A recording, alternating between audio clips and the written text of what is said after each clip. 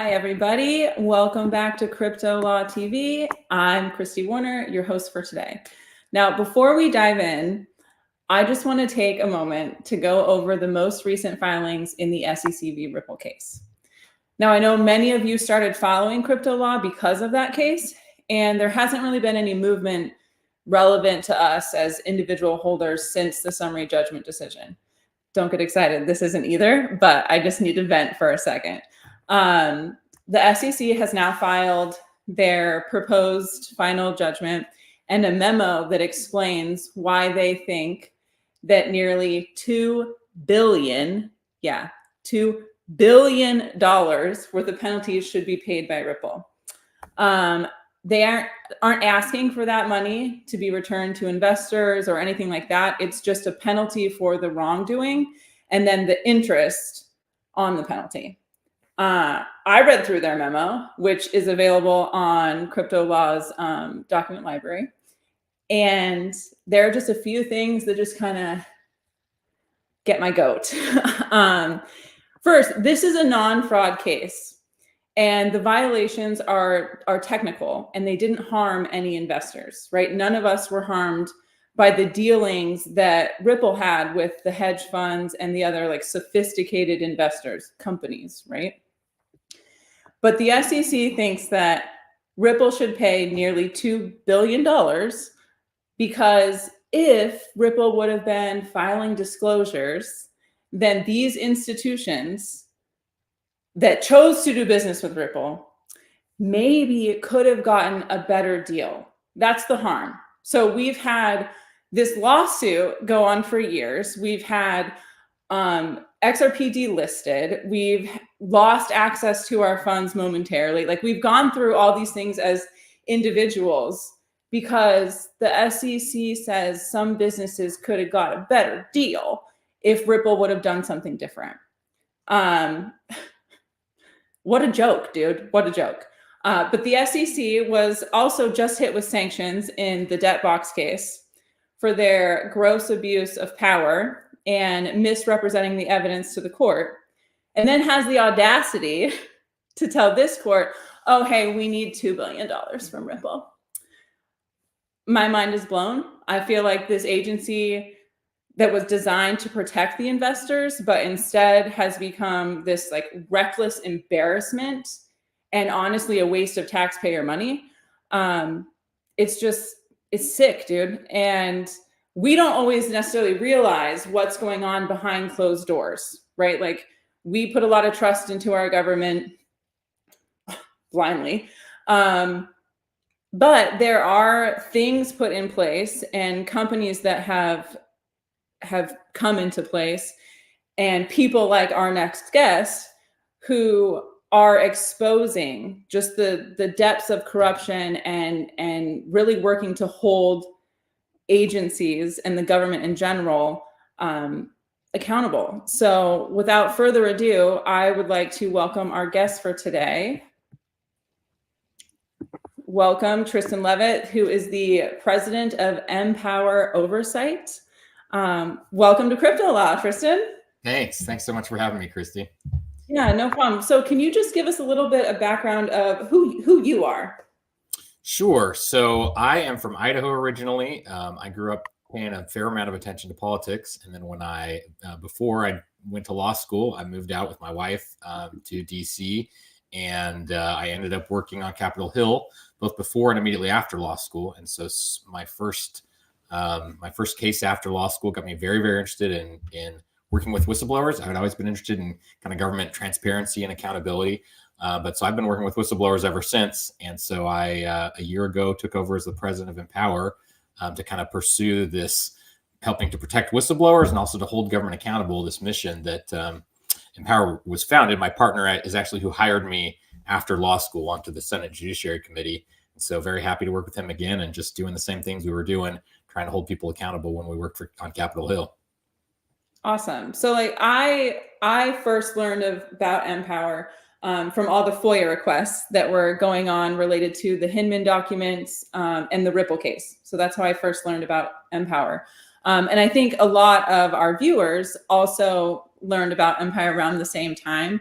But I would love to hear a little bit from you about Empower and the importance of having like this as a watchdog organization, and also maybe the importance of whistleblowing as well, like how Empire works to, like you said, keep people accountable. Yeah. So for me, that really goes back to, like I mentioned, coming out of law school. Chuck Grassley was the ranking member on judiciary, so the top Republican. And again, my partner, Jason Foster, he was the manager of Grassley's investigative unit. And so almost immediately starting there, I was thrust into an investigation into something called Operation Fast and Furious. And we learned, and we spent nearly 2 years investigating, but how the U.S. government had allowed over nearly 2,500 AK-47s and other firearms to be trafficked to Mexican drug cartels just because of some bureaucratic decisions. And we only learned about it and the fact that it resulted in the death of a U.S. Border Patrol agent, Brian Terry, because of a very courageous ATF agent named John Dodson. And so for me, coming out of law school, again, I'd always, certainly everybody wants to see tax dollars used wisely. Everybody wants to see any problems in government rooted out. But to me, this was that's the solution moment, right? We got to protect courageous people like this, because he put his career on the line. And frankly, he worried that his life might be on the line. As he will say, he said, in the ATF, they were pissed at me, and we know how to make bombs. So he said, every time I turned the key in my ignition, I didn't know if that was going to be the end. So I was just so inspired by that. And so, again, Grassley is considered the patron saint of whistleblowers. And again, the reason whistleblowers are important is just because they help aid transparency. And that's the fundamental thing. Government is so large that if you don't have firsthand information or, again, insight, transparency into what the government's doing, you can just accept whatever they say. And it turns out that is not always the truth as it happens. So working with whistleblowers over the years since then is really where the idea for Empower came about. Just that we, again, Jason Foster, who founded it, wanted to be able to have an outside group to help support investigations that were going on the Hill, but also to just, again, be able to build up support for whistleblowing, for transparency, and for accountability. So I'd say that's really what Empower's whole ethos is. That's awesome. What an incredible story too. Like, if to be involved in something like that, it makes sense why you would want to stay involved in something like that. So that's insane. And no one would ever think that like the government would be okay with allowing guns to be trafficked across the border like that. But because we blindly trust, we assume that the government is all good. But to kind of shift gears over to the crypto side of things, like I know that last month the announcement was made that there was the IG investigation that was like in its final stages. But can you give us a little bit of an overview of what it is that led to this IG investigation? Yeah, absolutely. So when one of the first projects that Jason focused on after starting Empower was he'd become aware of some of these allegations. So filing a FOIA request with the SEC for Bill Hinman's emails, and I believe also the original request included stuff on Jay Clayton. And there's a lot of procedural, as you and I talked about before, and there's a lot of procedural hiccups that can come. FOIA is not a smooth process, although it's a very important law. But eventually, after a lot of back and forth and fighting there, Empower finally got some of those initial documents. And what they revealed was pretty alarming, right? So they showed that Hinman had been specifically instructed that he shouldn't be interacting with folks from Simpson Thacher, the law firm that he'd been at before. He maintained a financial interest in through his time at the SEC. And then eventually he returned to Simpson Thacher when he left the SEC. And so again, what came out of those initial FOIA production was enough, Empower thought, to be able to make a referral to the Inspector General at the SEC. And Inspectors General, or IGs, don't have to take really anything. There, I guess, some requests from authorizing committees in Congress that have a lot of sway, but otherwise, IGs go, they look at what evidence or what allegations come up, what looks serious, and what potential evidence there might be. And, my view is that what was just in that initial referral was clearly significant enough to show that there had been wrongdoing here. And so that's what led, as far as we understand, to the SEC IG opening this investigation. Now, it's been some time, right? So we only barely learned that initial referral was in May of 2022, we're coming up on 2 years later, which is about the time that it can take for an IG investigation. It's not a swift process at all. But so we're very eager to see what's in there. Some of the, how did they scope their investigation is a significant question. There are a lot of tendrils to all of this, as many of which XRP Army points out regularly in all these different areas on Twitter, right? And so, the IG they're not really a like, hey, here's a new thing, let's latch onto that. Usually they kind of scope it out, say, here's what we're going to look at. So we're very interested to see what the specific scope was, but we definitely understand that it includes, Hinman deciding to do what he did, and so it's significant for there to be this investigation. Okay, so something that surprised me is that when you said like, okay, well, they don't have to take these things on. They don't really have to pay any attention to these kind of referrals, right? Like,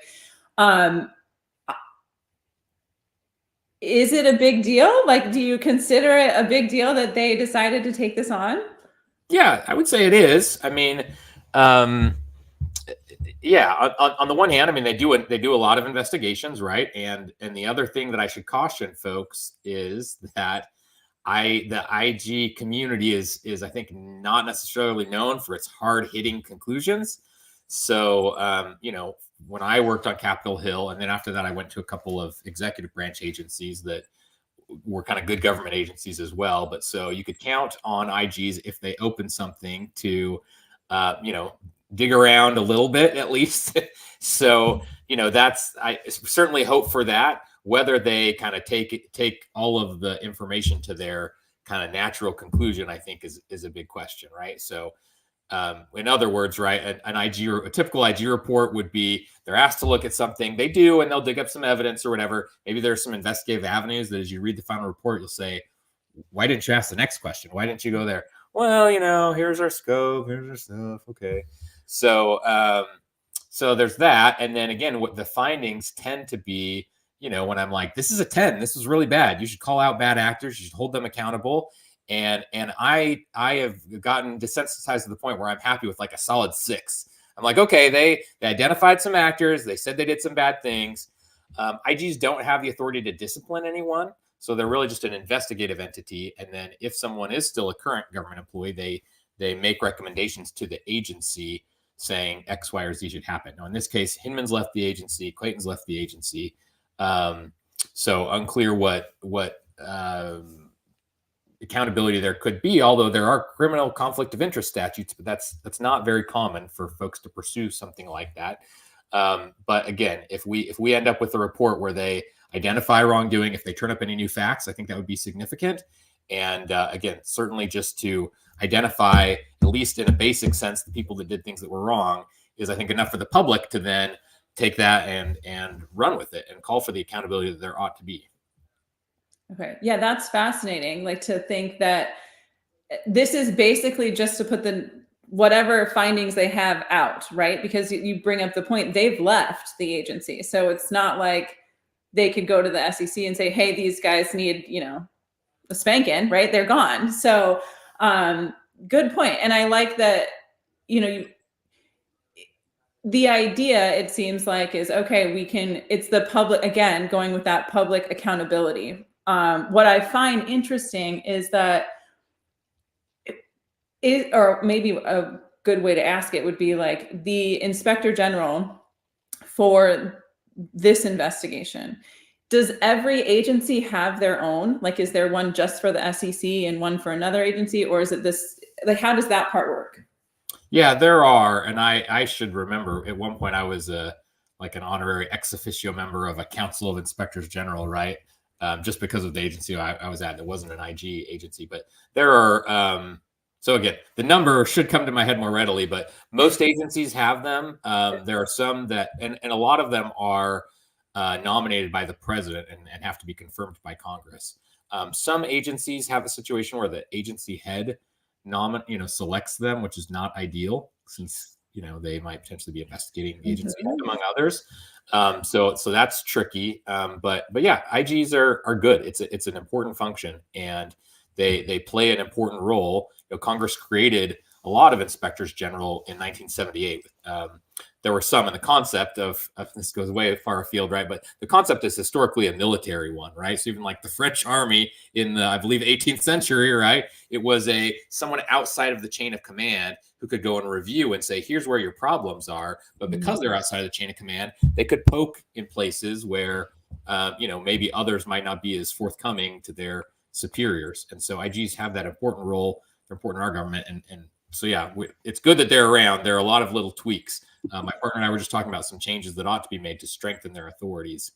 One other thing I'll add is kind of a coda to what we were talking about a couple minutes ago is accountability doesn't just have to be for individuals, although that's clearly the best. There is also an element of identifying, okay, this is done, this is in the past. How can we ensure it doesn't ever happen again? How can you make sure that if the SEC ethics office says you shouldn't do X, Y, or Z, that people are following that guidance, that there are like guardrails in place to ensure that in the future, the SEC obviously has a critically important mission. I guess let me frame that in a different way. The SEC has a lot of authorities, right? And those can be abused, those can be misused. And so again, if they're going to be there for any federal agency, if they're around, if they're going to exist, you want to make sure that they are acting ethically and not being abused. And so that's where you've got to have place.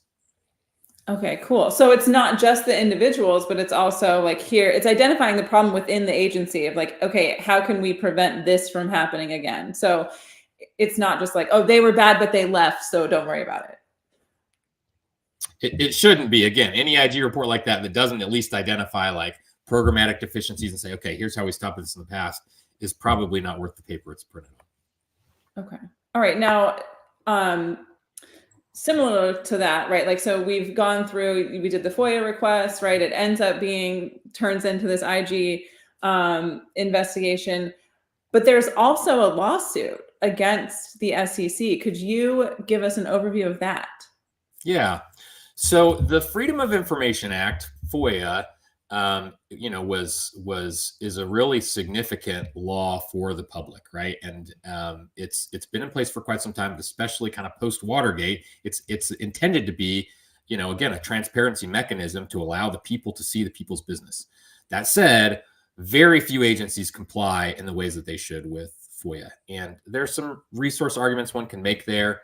As again at one agency, our office, our general counsel's office, was responsible for doing FOIA appeals. So I'm sympathetic to the fact that government in general could devote more resources to it, and that would be better than the system that we have. But at the same time, within an agency, you've got the resources that you have. You've got to do your very best to be responsive there. And agencies by law are actually required to respond to FOIA requests within 20 days. No one ever does that, almost ever. Unless the areas where they tend to do it are for those entities that tend to sue if agencies are just ignoring them and putting them by the wayside. So I mentioned earlier kind of the procedural hiccups. This is not the first lawsuit that Empower has filed for some of these different FOIA requests. But this is a new one. We're gearing up again to do it because there are documents that we have been requesting for a year now, and the SEC just has essentially kind of just ignored it to an extent. There have been periods of time where they have kind of negotiated a little bit, but by and large, we have not been getting these most recent documents. And again, they're important. These aren't just, to satisfy idle curiosity because we really want to know or, teach a class on the inner workings of the SEC. It's because, again, there are indications of misconduct. There are indications that individuals made decisions that personally benefited themselves. They had a financial stake in, and that is improper and unethical. And so these requests are significant, and, it's on the SEC then to do the work to respond to these. So since they have not, after us setting kind of repeated deadlines, that's why we filed the suit. And is that, like you had mentioned that this isn't the first lawsuit that Empower has filed. Is that kind of the standard? Is like, okay, we really feel these are important pieces of information that we need, and if you're not going to give it to us, then we're going to file? Or are there ones where you're like, how do you assess that? How does Empower decide like what meets the standard of going that next level to the lawsuit? That's a good question. I think a lot of it has to do with the agency's like cooperation, if you will, right? So again, because no agencies respond immediately, and again, to be fair, the law sets a standard, but there are very large organizations and people can ask for very large document productions, right? So I think a lot of it comes down to how responsive the agency is. If the agency is coming back and saying, hey, we received this, here are our search terms, we are moving forward, you need to know realistically this might take X amount of time, but here's the resources that we're putting to it. Again, if you're transparent even about the process, I think someone's way less likely to go and file suit. And frankly, those are the sorts of things that a judge will be looking at as well. Is this reasonable of this entity to be filing suit here, or was the agency doing its generally doing its level best to try and get the information here? In this instance, again, the SEC has put these requests off. An earlier suit was because after waiting a year, then they really kind of pulled the rug out from under Empower and said, well, actually, we can't search for any of these types of things. So we had to concurrently file a new one to cover what they were excluding, but then also sue on some other pieces of it. So again, out of the many FOIA suits that we file, and we don't generate as many, there's some nonprofits out there that file a ton of FOIA suits, and they have a lot of decisions to make about, or sorry, not a ton of FOIA requests. And then they have a lot of decisions to make about which ones to file suit on. We try to be more strategic. And again, as we work with whistleblowers and other insiders, that informs a lot of what we do. But again, this is one where there's a huge public interest and the SEC has just really dragged its feet. And so that's definitely one where it makes sense to us to move forward and to press the SEC. And the timeliness of this is significant too. Again, sometimes how a program was administered, if you end up getting those 2 years after the fact or something, you can still learn from it. In this case, again, there are daily developments, it seems, with the SEC and in the crypto world, right? And again, there's a lot of questions people have. When people can't have confidence in government, that undermines everything that government should be about, theoretically, right? And so certainly for the SEC, of all the things they can do, they ought to be able to provide predictability. And that is not a hallmark of this SEC, or maybe any in the past. And that's a problem. And so again, there's really a timeliness element to us going after these docs, charging hard to get this information out to the public that deserves to see it. Okay, so valid point. It seems like the SEC has kind of gone on this like attack, weaponizing, I think, the court systems. It's not just XRP, and obviously we talk about that a lot here, but it's not just XRP. There are several other lawsuits that the SEC have engaged in that were non-fraud as well. Some are fraud and some are non-fraud, but Library was non-fraud, Dragon Chain in Seattle is non-fraud. Like there's all of these other cases, and there isn't that predictability. Like every argument seems different. But what, as it pertains to this particular lawsuit, is there an intention in finding something specific? Like, is Empower looking for a specific answer to something? Or are you guys just like, let's see the docs and see what's there? Well, there's some of both. I mean, some of the obvious questions are there other instances? Do we have the whole universe of people that Hinman met with, for instance? I would even start from the outset. Do we have the whole universe of all of his communications from the agency telling him what the rules were? We know that he was told that he shouldn't take meetings with Simpson Thatcher. We know that he was told he was supposed to recuse from all issues involving crypto. I don't know how you get from that to his 2018 speech, right? So you start with that at the outset and then say, okay, were there any reminders along the way? What kinds of trainings did he get? Again, what were the guardrails in place? And then what other things did he do that weren't in public speeches that the whole world can see? What other meetings did he take? If he clearly didn't give a fig about ignoring this advice, right? Then, what else is there that we don't know about? And so and again, same goes for Clayton. Both Clayton and Hinman are on boards of advisors for entities that they played a very significant role with while they were at the SEC. And again, these cozy relationships, I mean, some of this is really kind of the, as I say, the definition of crony capitalism, right? They do things that benefit themselves. They go out, they benefit from it further. And of course, it benefits friends and other close acquaintances as well, right? And so you tend to see a lot of that in government, again, of people, kind of agency capture where what they're doing benefits friends and y'all go to the same conferences and those that you regulate, right? But again, to have a personal financial interest, that's a step above and beyond. From there, you get into not just unseemly and unethical, into, again, potentially criminal. So that's all of what we want. I would be very, if out of that also comes information on, why is it that the SEC targeted Ripple and XRP specifically, right? Someone made the point to me recently that there were hundreds of other cryptocurrencies out there. Why pick this one to go after? Which I think is a very interesting question. I have so many, well, not so many. I have my theories on why XRP was selected, but we can keep those for another day. Well, I want to thank you for your time. This has been amazing just to hear directly from you and find out a little bit more about the inner workings of the lawsuit and the investigation. Obviously, the crypto industry has benefited greatly from Empower's work, right? And the dedication to holding the government accountable. You have a very interesting background and have accomplished a lot as well. And it sounds like there's more to look forward to. I'm curious, when do you think you will get that IG report? It's supposed to be imminent. That's what we've been told. The reason, I will say, the reason that the SEC was dragging its, well, I can't say the reason. A reason that they cited, that what the ostensible excuse was, we don't want to conflict with this IG work that's going on, right? And so we understand that it's very close to being released now. Again, in government speak, that could be 6 months still, but hopefully not that long. So in the next few months, I would say it should come out. And again, that will do a significant, we'll fly spec that with what we've already received. Again, I think out of that, anybody reading that might come along and say, well, this raises X, Y, or Z question to follow up on. And those are absolutely worth following up on. People deserve transparency.